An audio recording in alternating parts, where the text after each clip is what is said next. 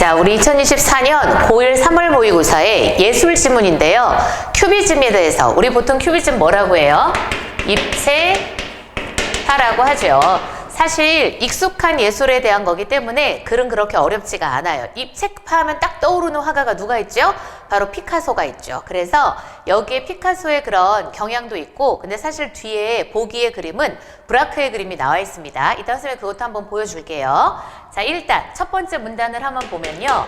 1문단은 뭐가 있습니까? 한번 스스로 읽어볼까요?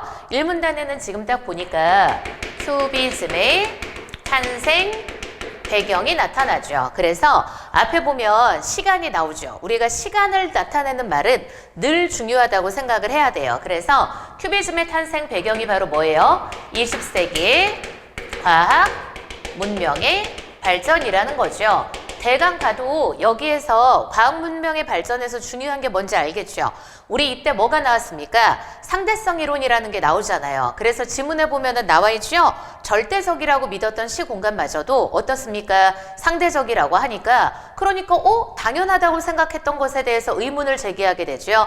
그래서 나타난 게 바로 뭡니까? 큐비즘이라는 겁니다. 자, 그리고 이제 이 문단. 자, 그래서 읽어보니까 선생님이 보니까 2문단이랑 3문단이랑 얘네들을 이렇게 합칠 수가 있습니다. 여기에 지금 보면 뭐에 대해서 나오냐면요. 큐비즘의 표현 기법에 대해서 나타나죠. 설명을 하고 있는데, 근데 선생님이 독해할 때 늘 강조하는 게 있죠. 언제나 대조는 중요하다는 거. 그리고 사실 예술 지문 같은 경우는 과거 예술의 방식, 즉 전통적인 예술의 방식이랑 그리고 현대적인 방식이랑 두 가지 대조가 많죠. 그래서 이 지문도 마찬가지죠. 읽어보니까 뭐랑 대조가 되느냐. 전통적인 회화의 표현 기법이랑 그리고 그 다음에 큐비즘의 표현 기법 두 가지가 딱 대조가 되죠. 그죠? 그래서 두 번째 문단에도 무슨 말 나옵니까? 전통적 회화 같은 경우에는 사실 있는 그대로 그리죠. 우리 그런 걸 뭐라고 해요?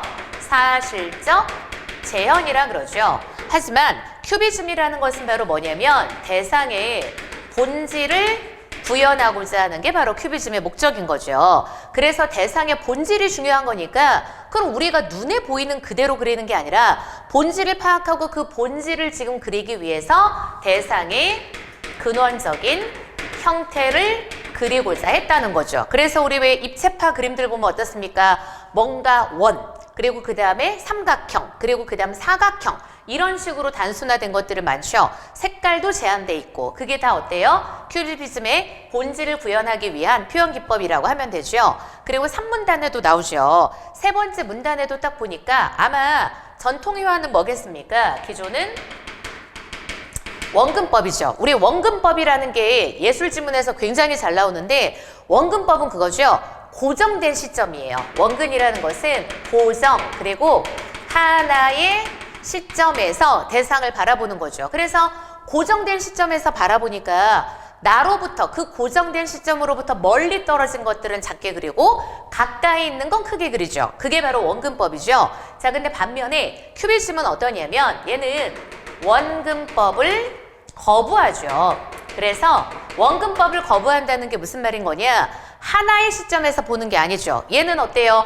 옆에서 봤다가, 오른쪽에서 봤다가, 왼쪽에서 봤다가, 위에서 봤다가, 밑에서 봤다가 다양한 시점이 들어가 있는 거죠. 그래서 여러 시점이 하나의 그림 속에 혼재돼 있는 것. 사실 선생님이 읽지 않아도 그림 딱 누구 그림 떠올리면 됩니까? 피카소 그림 떠올리면 되는 거죠. 놀랍게도 다 모델을 놓고 그린 거잖아요. 근데도 어떻습니까? 왼쪽에서 봤다가, 오른쪽에서 봤다가, 앞에 정면에서 봤다가, 밑에서 봤다가, 위에서 봤다가, 이 모든 것들, 다양한 시점에서 바라본 것들을 하나의 그림 속에 혼재시켜 놔두는 거죠. 그게 바로 큐비즘이죠. 그래서 그걸 통해서 대상의 근원적 형태, 본질을 드러내고자 한 것이다. 됐죠? 자, 그리고 이제 4문단으로 갑니다. 그럼 네 번째 문단 보니까 이렇게 다중 시점에, 아까 우리 앞에 선생님이 다양한 시점이 혼재돼 있다 그랬잖아요. 그게 바로 다중 시점인데, 그 다중 시점의 극단화를 보여주는 게 바로 뭐냐? 분석적 큐비즘이라는 거죠. 자, 그래서 이 분석적 큐비즘이 바로 다중 시점의 극단화를 보여주죠. 근데 사실 이렇게 지금 다중 시점의 극단화를 왜 추구하는 겁니까? 이거죠. 대상의 본질을 구현하고 근원적 형태를 드러내기 위한 건데, 그게 어때요? 너무 극단적으로 가다 보니까 대상이 다 해체가 되고 막 어떻게 막 진짜 알 수도 없는 형태로 지금 가버리니까 사람들은 어떻습니까? 도대체 뭘 그렸는지 제목을 보지 않는 한 알아볼 수가 없는 거죠. 그래서 등장한 게 바로 오문단입니다. 오문단이 바로 뭡니까? 종합적 큐비즘이라는 거죠.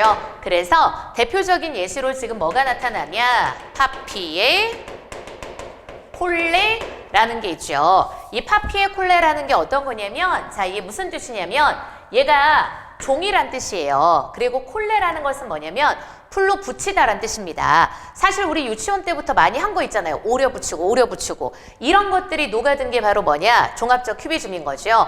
이렇게 다중 시점이 극단화가 되면서 도대체 뭘 그렸는지 알아보지 못하니까 그럼 그 대상에 뭐 신문지라든가 뭐라든가 이런 것들을 오려 붙인 형태로 넣어둔 거, 그게 바로 뭡니까? 종합적 큐비즘이죠. 자, 그래서 선생님이 여기다가 사진을 띄워줄 겁니다. 지금 우리 큐비즘이랑 분석적 큐비즘, 종합적 큐비즘 대표적인 그림의 예시 딱 보이죠? 그래서 이걸 통해서 아, 요런 느낌이겠구나 라고 생각하면 됩니다.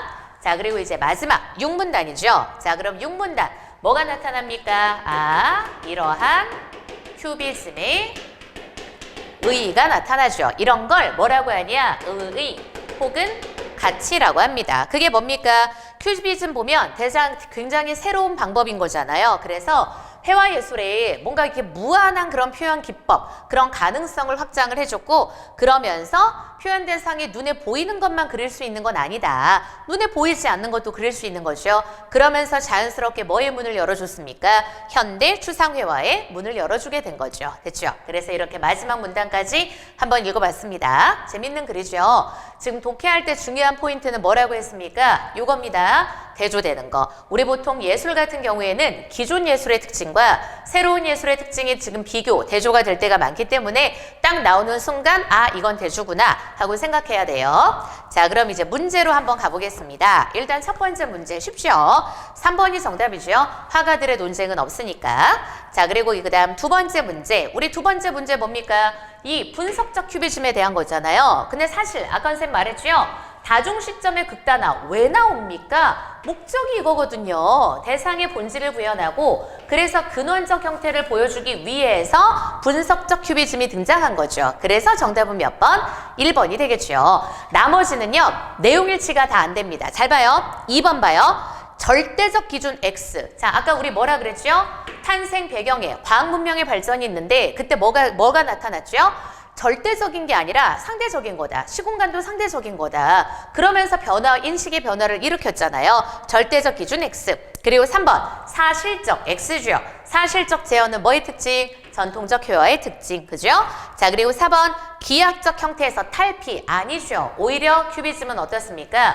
본질 구현하기 위해서 그 근원적 형태를 표현하기 위해서 원이라든가 삼각형이라든가 사각형이라든가 기하학적인 형태로 단순화시켜서 그리는 거 많죠. 그래서 왜 우리 밑에 보면 보기에 브라크 그림 있잖아요. 그것도 보면은 좀 뭔가 기하학적인 형태로 단순화가 됐죠. 그죠?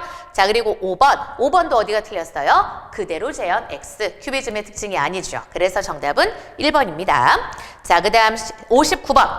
A와 B를 비교하는데 분석적 큐비즘이 A고 종합적 큐비즘이 B죠. 그럼 우리 적절한 걸 고르는 문제는 항상 선생님이 강조하죠.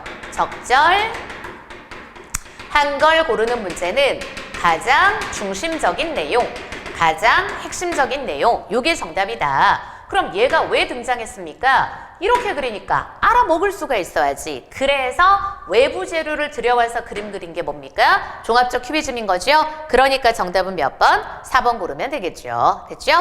자, 그 다음 이제 보기 나와 있는 문제. 우리 60번 보기 같은 경우에는 보기가 누구 그림입니까? 거기에 브라크라고 입체파 화가입니다. 자, 그래서 브라크 그림의 특징을 보니까 중요한 것만 한번 볼까요? 두 번째 줄에 보면 어떻습니까? 회화 속 풍경이 실제와 다르다 그러죠.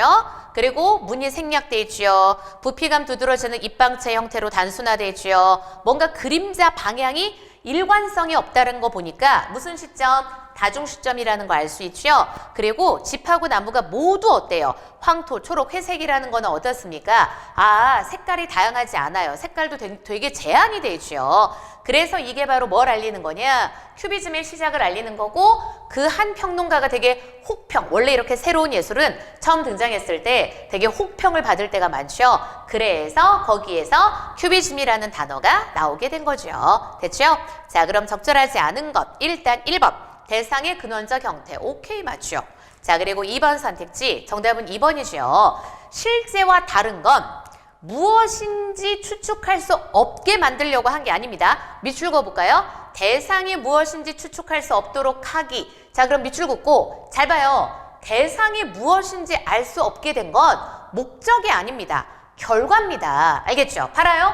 지금 큐비즘의 목적은 본질을 구현하고 근원적 형태를 표현하기 위한 게 목적인데 그러려고 하다 보니까 대상이 해체가 되고 단순화가 되죠. 그래서 사람들이 지금 어때요? 뭘 그렸는지 알아먹지 못하게 되는 경우가 생겼죠. 뭐의 경우? 지금 분석적 큐비즘의 경우에 우리가 선택지 읽을 때나 아니면 독해할 때 주의해야 되는 게 바로 어떤 거냐면 잘 봐요. 목적을 나타내는 거랑 결과를 나타내는 거 혹은 의도와 결과 이 두 가지는 구분할 수 있어야 됩니다. 지금 뭘 그렸는지 추측할 수 없는 것은 목적과 의도가 아니고 뭐가 됩니까? 결과가 되는 거죠. 그래서 2번이 정답. 됐죠? 자, 그리고 3번 하나의 시점 강제하는 원근법 거부했죠. 그리고 4번 세부묘사는 대상의 본질을 구현하고는 상관이 없다고 생각하니까 생략한 거겠고 그리고 5번 색깔도 어때요? 나머지 색깔은 부차적이라고 생각한 거니까 그러니까 제한을 둔 거죠. 그래서 정답은 2번 골라주면 되겠습니다. 됐죠? 자, 그래서 이렇게 해서 큐비즘에 대해서 한번 살펴보았습니다.